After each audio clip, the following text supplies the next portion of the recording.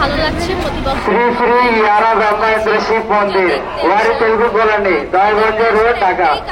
কারণ হচ্ছে উৎসবটা হিন্দুদের হলেও প্রতি বছর হচ্ছে শুভেচ্ছা।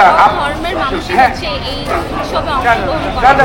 যেমন আমি আজকে সকালে এই শিব পূজা দেখেছি, পূজা দেখার পর হচ্ছে তাদের যে সিঁদুর খেলা সেখানে অংশগ্রহণ করেছি। মহানগর সার্বজনীন পূজা কমিটির পক্ষ থেকে শ্রী শ্রী ইয়েরা ব্রহ্মেন্দ্র শিব মন্দির দয়াগঞ্জকে শুভেচ্ছা জানাচ্ছি। আপনারা চলে যান, আপনারা ভালোভাবে।